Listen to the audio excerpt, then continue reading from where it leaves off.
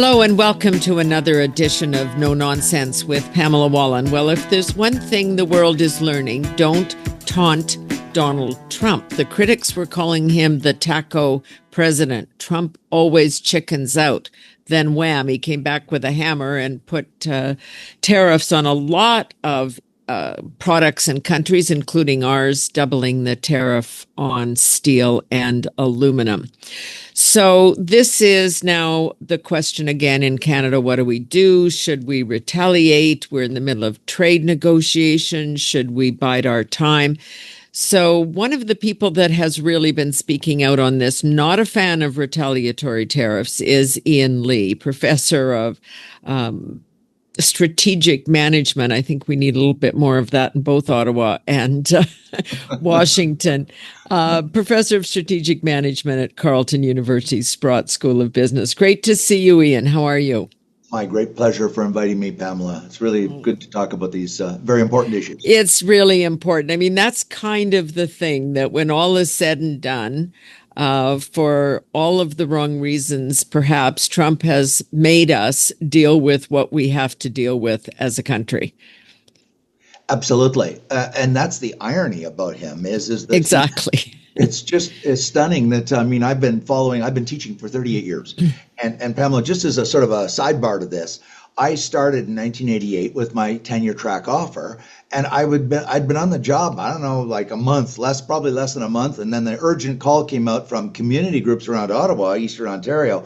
We need somebody to come out and discuss the pending free trade debate because John Turner had declared war on free trade and Mulroney was going to, and so on. So I was literally a month on the job, and I've always been a free trade person because I've studied it in my graduate school. I studied it up the wazoo from Adam Smith to present.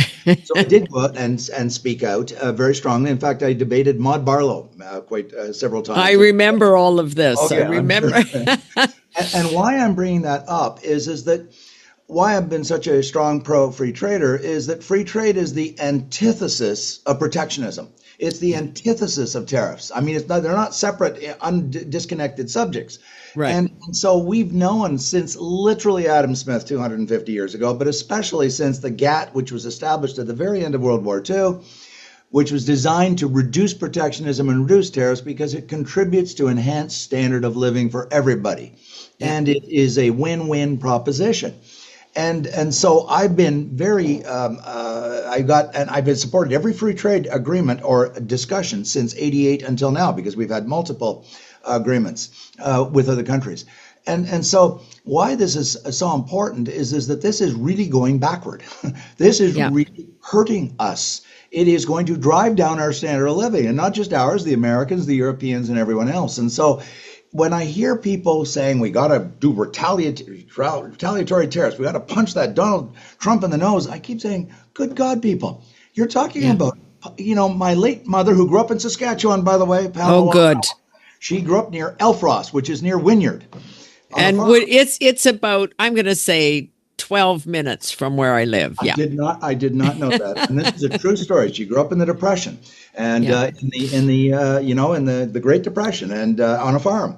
Anyways, she used to tell me all the time, don't cut off your nose to spite your face. Exactly. And this is exactly what we're doing, because there is really seriously good quality research out there by Nobel Prize winners, to name others, on the impact of tariffs and protectionism on an economy. There's no redeeming benefits. So it's a bad idea. The thing that you and I well know, though, is the political pressure. So there was everybody. We fought in an election campaign on this issue just weeks ago in this country. Yes. What should we say? We need to look tough when we're dealing with Donald Trump. And by the way, no surprise. He's been talking about tariffs for decades, probably 4 of them. Yes. And then the response is always, well, we're going to fight back and punch them in the face and retaliate. But we also saw Mark Carney in the middle of the campaign quietly take them down. Exactly. Because he probably knows that, but he also understands that we're in this negotiation, the bigger picture on freer trade, which is at risk given Trump's point of view. Yeah.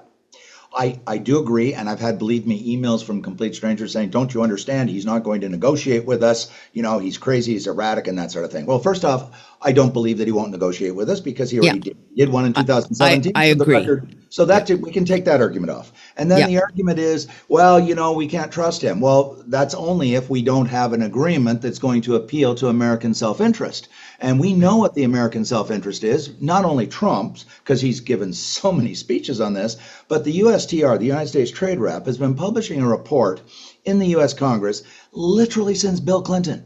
I mean, that list of irritants yeah. with by the US with Canada has been transparent and clear for a third of a century or more. You know, supply management, a Right. telecom bill that won't allow American telecom into Canada. And I'm not going to go through the whole litany, it's very Yeah. well known. And so what it seems to me is that we can do a deal and with the Americans, and it will appeal to their self-interest. I'm a huge believer in this idea. I'm a capitalist. I believe in capitalism, and I believe in the idea of self-interest. You know, we trade out of self-interest. How radical. What a radical idea! And but I won't want to throw a wrinkle into this, Pamela. Because I really do think this is where Canadians are probably are not. And we have, so I'm sidebarring to come back to your point. Yep, yep. I think most of my life, well, my entire lifetime, we've bought into this argument that Canada is going to, in addition to services, we all acknowledge we're overwhelmingly a services economy. Anybody, the way I put it, anybody who's working on a computer in a tall building, you're in the services sector. You're Right. not growing potatoes, you're not building tractors, you're in services. But beyond that, we've bought into this argument of and I do believe it's been promoted by what John Ivison calls the Laurentian elites, that we're going to become some kind of a manufacturing superpower, if not a manufacturing superpower, a very, very important manufacturer. I have rejected this idea my entire life because of data. Manufacturing's declined from a third of GDP in 1970 all the way down to about 12% today and continuing to decline. The idea that, and there are three manufacturing centers in the world. One's called Europe. We all know the German. Yep. One's called the United States, and the other's called Asia, meaning China and Japan and South Korea.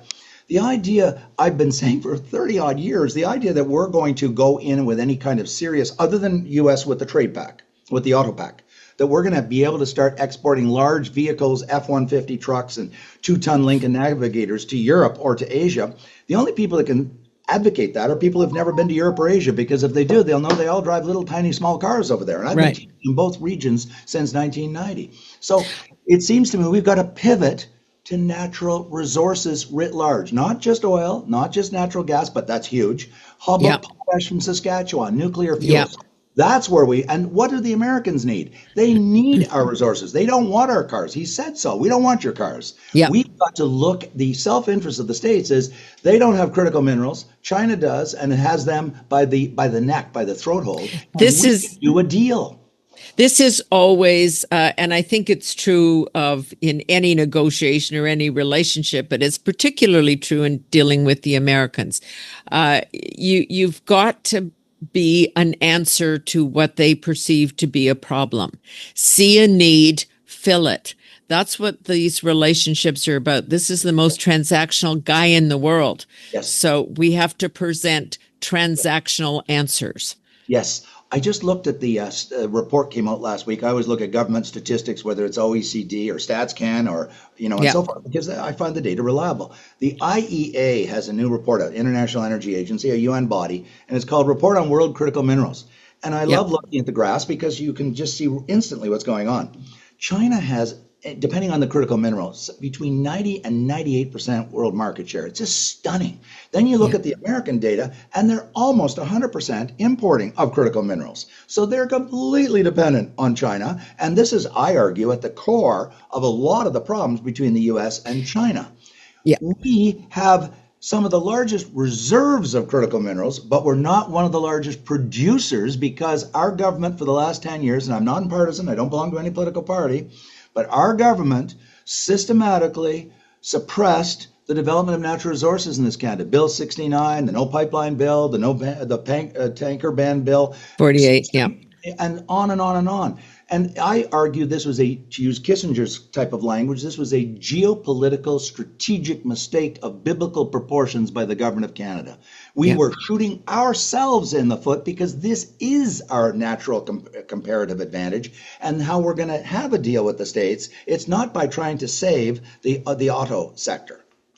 Yeah, this is and this is the argument you hear, because when we hear from Alberta, as we just did last week, the First Minister's Conference, which is if you substituted the word auto for oil and gas or vice versa, you get a completely different reaction. The auto industry, the EV battery industry. This is key. We've got to subsidize it. It doesn't matter the cost. And then we're shutting down the golden goose that pays for everything, including all the things we brag about, like healthcare.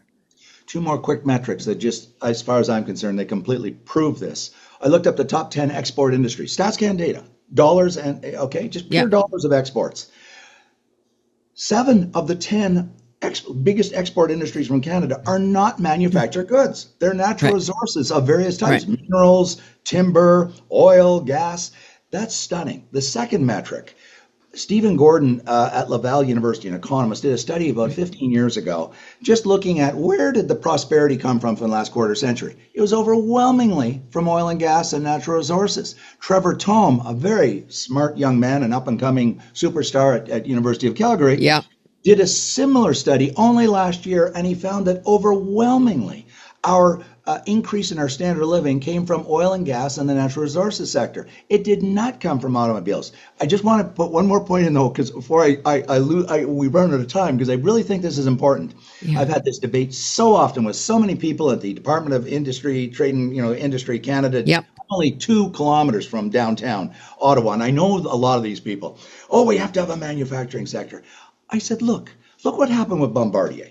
You and the government of Quebec poured billions into that, and they did produce a great plane, by the way. I'm not sneering at the quality of the engineering. Exactly. I was saying from the year 2000, do you really think the Europeans and the Americans are going to let us subsidize Bombardier up the wazoo to go and take market share from their people and their jobs?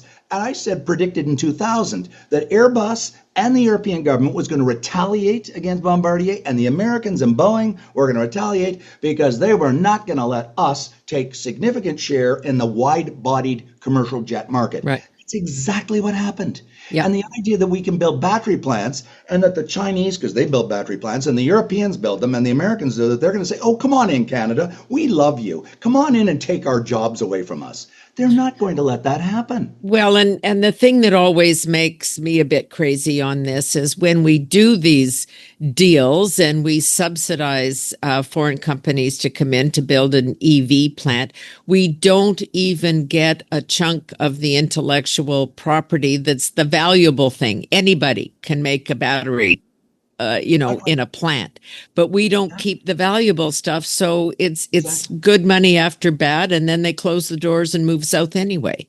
We have dropped from, I think it was 20 years ago, we were in the top 10 for countries for manufacturing. And we're now down to, I believe it's 17. We can quibble, people can quibble, it says 15. The point is the trend line. And that's the critical thing. The trend line of Canada's place in the world vis-a-vis other countries is declining. It doesn't mean that we're going to disappear or become poverty-stricken. Australia exited auto manufacturing in the late 1990s, and people said, oh, doom, gloom, it's the end of Australia. Today, 2025, Australia is significantly wealthier on a per-person basis than Canada, and they exited auto manufacturing. So the idea, now they did pivot even more so to resource sector because they also have a lot of resources. Right, and they also live next door to the biggest producers and manufacturers in the world in terms of autos. So compete on your own ground, not on theirs. So that's I see that as the basis of the agreement that they do. I think the Carney government will come up with an agreement, but I don't believe that they should be trying to chase after and, quote, save the auto. I mean, if you can save the auto industry, okay, good for you. But that should not be our purpose of a trade agreement. It should be to get them to take all the tariffs off. That's our strategic demand. And then we are going to promise them expedited development of critical minerals and give them first dibs on those critical minerals to buy them because they desperately, the U.S. must desperately get off of their dependency on China. But we also, and I'm coming back to that right away, but we also keep tweaking their nose by saying we're not going to change supply management. We're imposing a digital services tax like Europe when the Americans have said that's a deal breaker. I don't know if that's negotiating, so we've got something to put back on the table, or whether we still just don't get it. I think we don't get it. I mean, the United States, I keep saying this, but it's reality. They're $30 trillion GDP. We are 2.3. Pierre Trudeau Yeah. got one thing right. We are the mouse, a little Yeah. tiny mouse, and they're the 5-ton elephant. So, they are the hegemon. They are the world superpower. And so for us, Premier Quebec the other day, no, supply management not on the table. When you start saying to the Americans, this not on the table and that's not on the table, all they do is that Trump gets angry and puts more tariffs on us. Yeah. So all Yeah. we're doing is shooting ourselves in the foot again. We should be going in there and saying, look, the overarching strategic importance is we have a deal, no tariffs whatsoever on either side, and everything is on the table. How can we be supporting supply management, which involves very high tariffs, when we're saying tariffs are very bad, Mr. Trump, take them off. By the way, we want to keep very high tariffs on supply management. And look, in fairness to Trump, this is what he says. Like, if we can do a deal here, we'll take all the tariffs off, right? You take them off us, and we'll take them off you.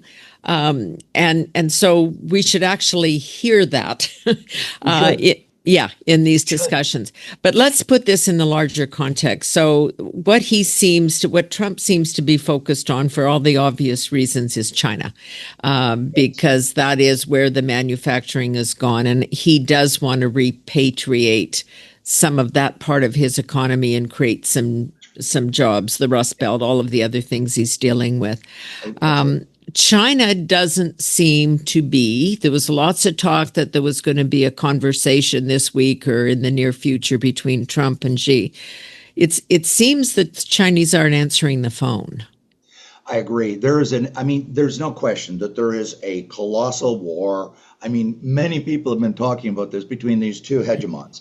I've never bought the argument for the last many years because of the data that China was going to surpass the United States. I'm not trying to get into that debate. They're going to continue to be a very, very important country. Number 2 in the world, 19 trillion GDP in US dollars. The US is 30 trillion. But when you drill down, and I've been having debates just in the last week with people on this, and you just look at some quick metrics.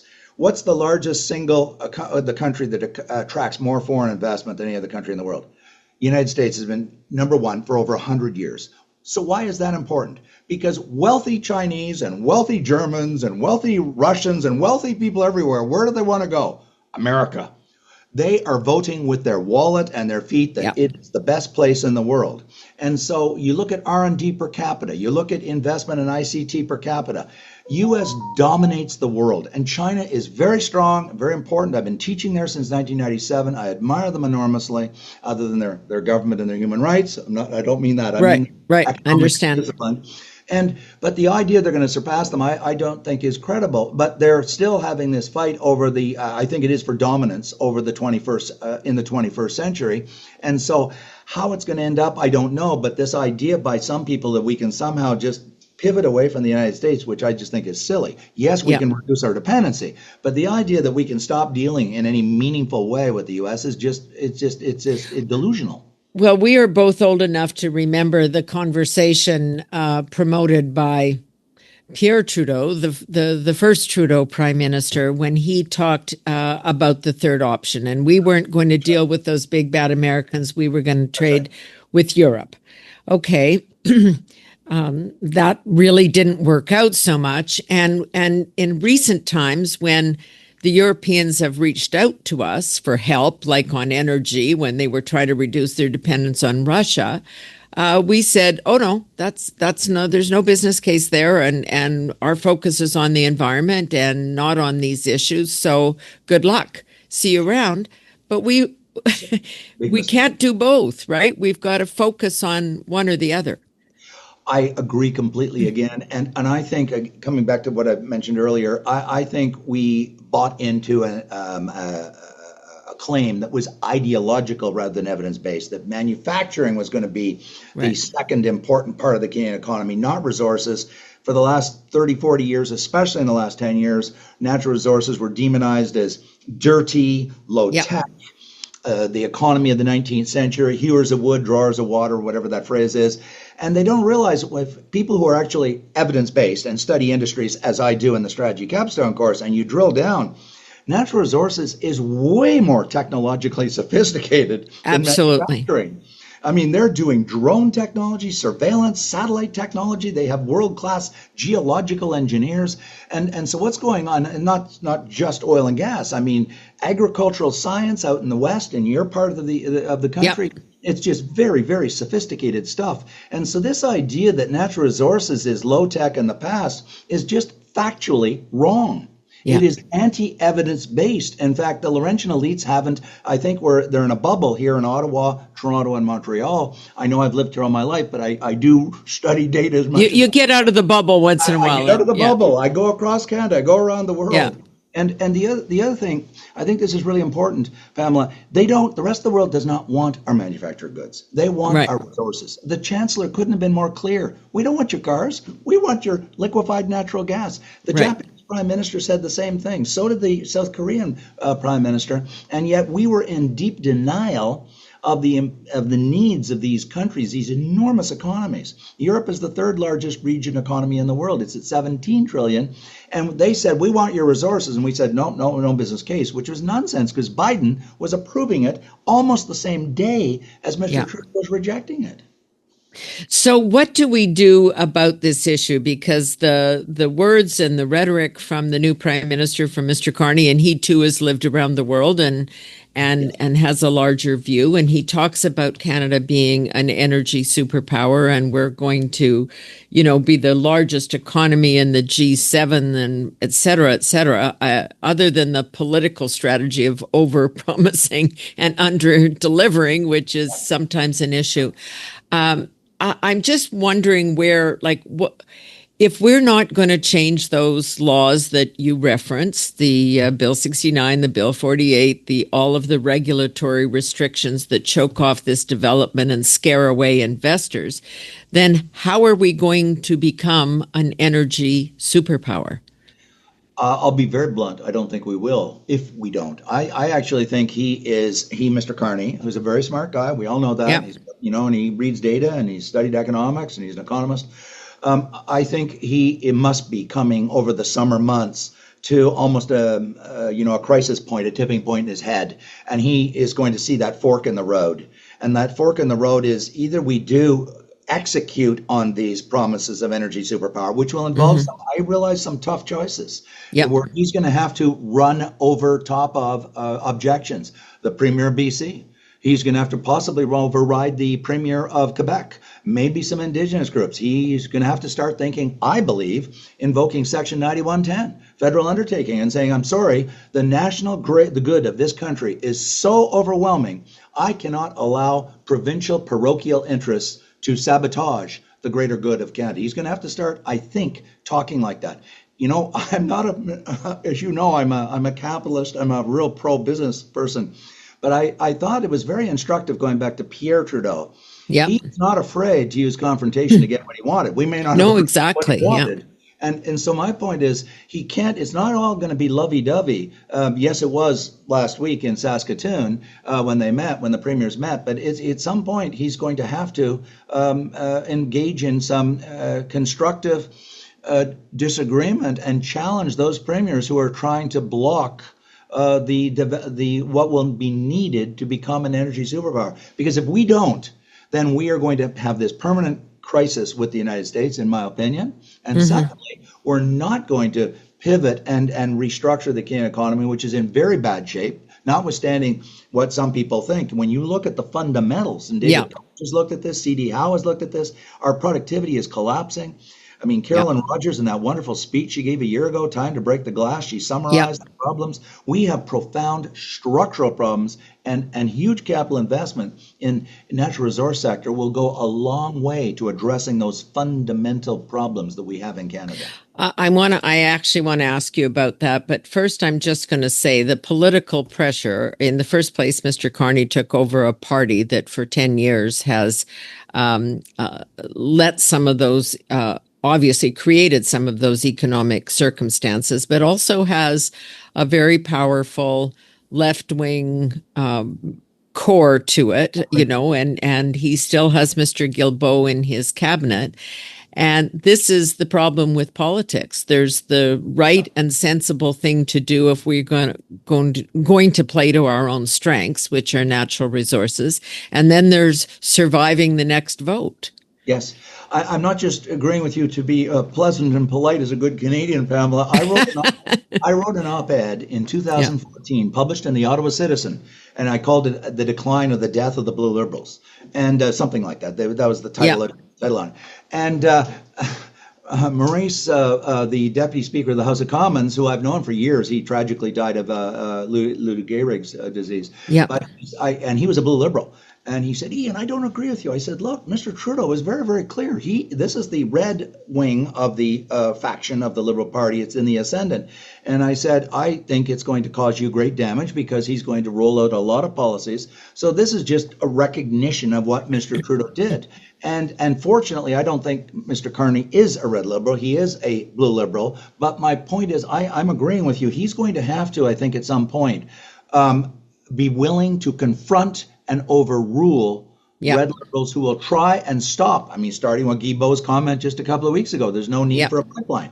He's going to have, I mean, I hope, quite frankly, I really mean this, I hope he removes him from cabinet to send a signal to the world, to investors around the world, to send a signal to the red Liberal wing of the Liberal Party, to send a signal to investors everywhere that we are pivoting, we are changing, and we are going to develop our natural resources. This was Danielle Smith's point, and she honestly, she says it every single day wherever she is, because everybody's always looking for the social license, the agreement to do this, that we need a proponent of a pipeline if we're going to put any money in the system. And then she comes back and says, look, you're not going to get proponents for any of these projects if you make it impossible for them to get the stuff out of the ground that they want to put in these pipelines or through these corridors, and that we really have to do that.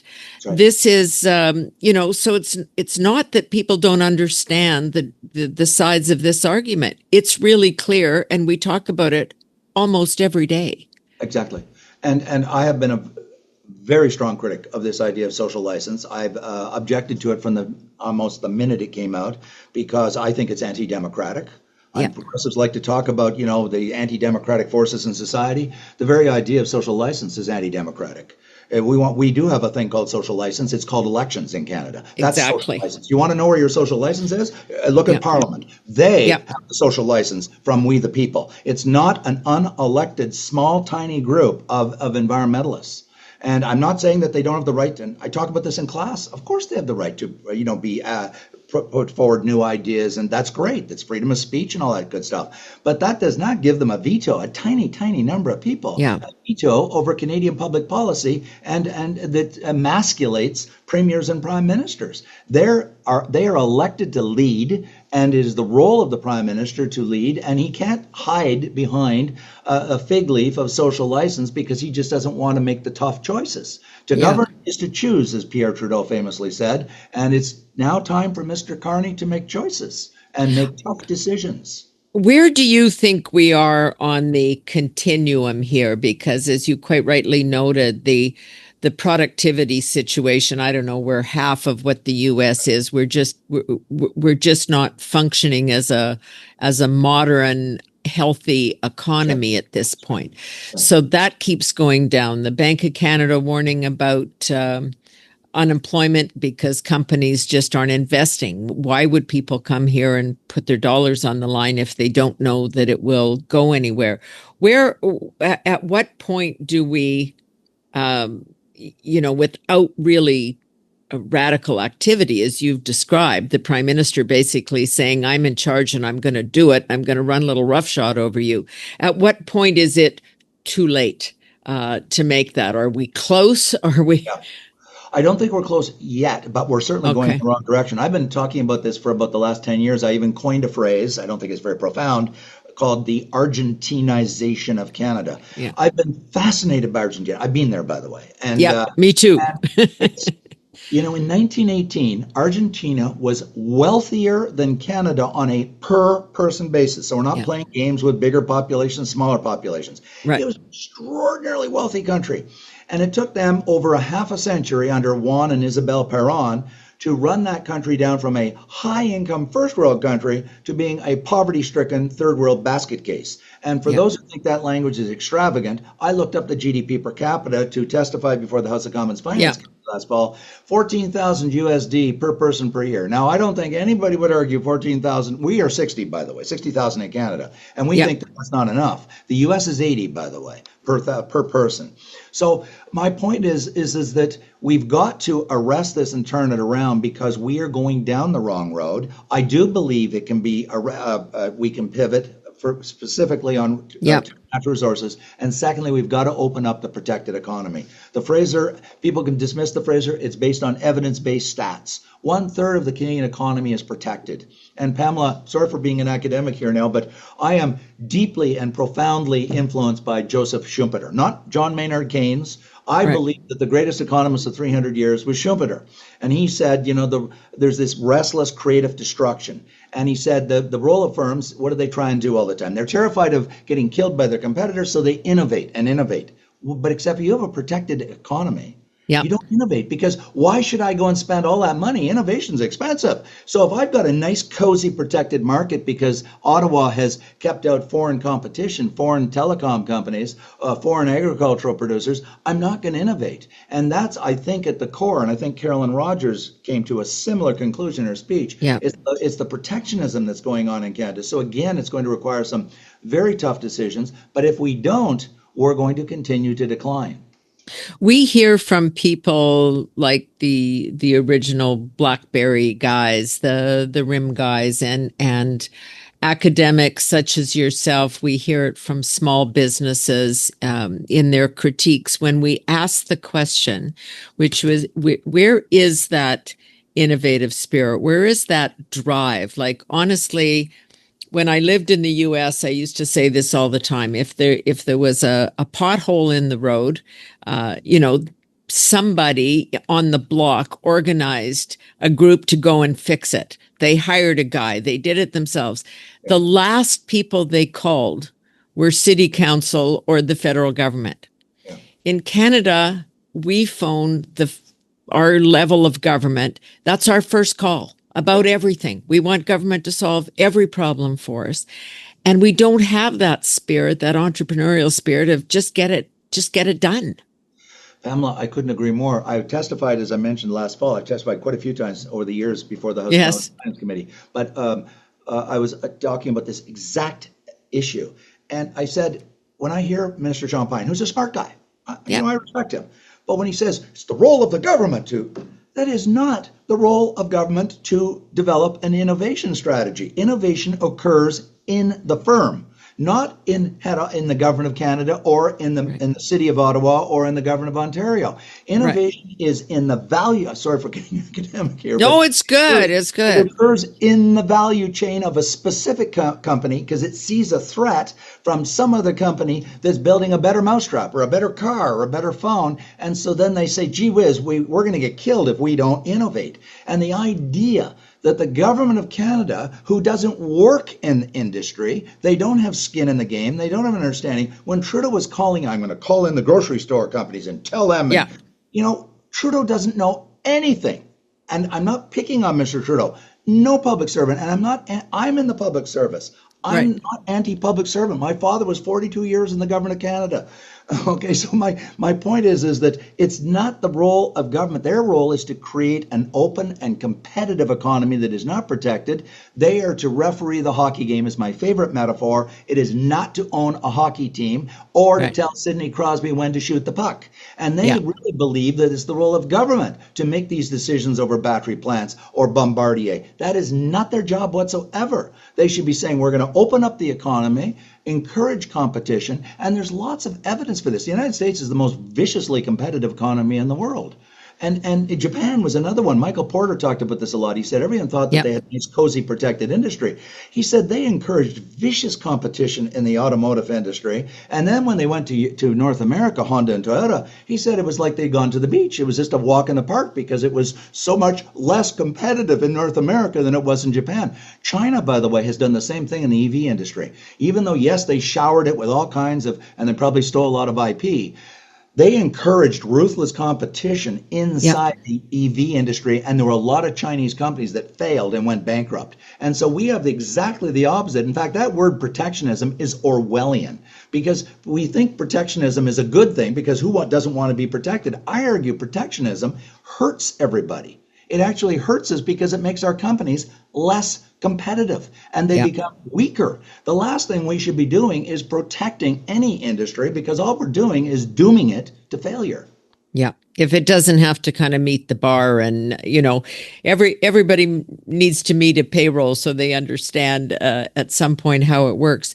Do Yes. we need, and I know for all sorts of political reasons that this issue is now there's, so much controversy associated with it, but do we need a DOGE in Canada? Because so many of the issues come back to regulatory issues, to that kind of protectionism where money's being put into consulting firms to protect this industry, et cetera, et cetera. Some version of DOGE to say, let's help government back off and get out of the way. Yeah.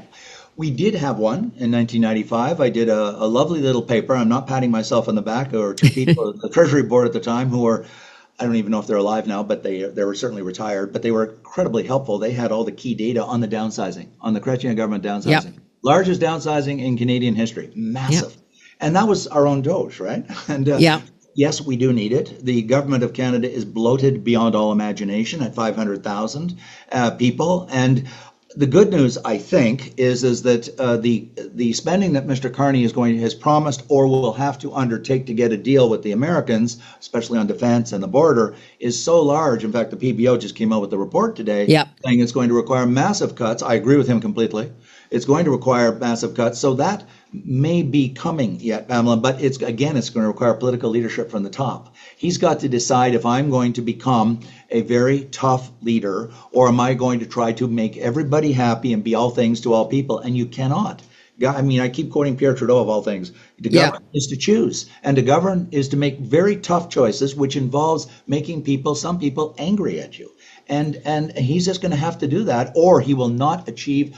I will actually be so far as if he does not make these tough choices, does not turn around the economy, he'll be a one-term prime minister. Yeah. No, I think the rubber is hitting the road. I think that's the issue. So the question is right now, as long as Trump is the bad guy, and he manages to play the role really well on a daily basis. He seems, he put it all on red or put it all on blue, whatever you want to say here with his tariff strategy, that this was the art of the deal. It's not working really well so far. And so we've got this enemy just from without.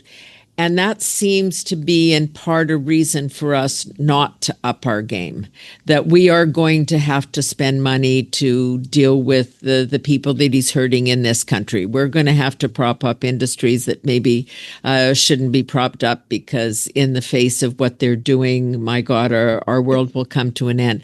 Like I actually think that if he was more successful, we'd have a better shot. Ironically, you're absolutely right. If his tariff policy was succeeding, he would be even more formidable, more powerful, and now would give more impetus. But I'm still hopeful that Carney, who is a smart guy, and Yeah. the question is whether the political Carney, if I can call it that, is going Yeah. to prevail over the rational economic Carney. Because I cannot believe, I just don't believe that he doesn't understand that going down what we did for the last 9 years is going to make it things better. They're not. It's just going to get worse and worse. Just one quick point I want to put out there, because I know Yeah. there's people in Ottawa and across the country that watch your podcast. And I get this from a lot of people. Well, what's wrong with following Europe and following the European model? The European model is failing badly. Krugman, and I do read liberal economists all the time. I also read some conservative economists, but Krugman had a column last week on his blog, on his his Substack, and he showed the data that 25 years ago, Europe had the same GDP per capita as the United States, expressed in US dollars. 25 years later, they've declined 50%. It's stunning. One half. Yeah.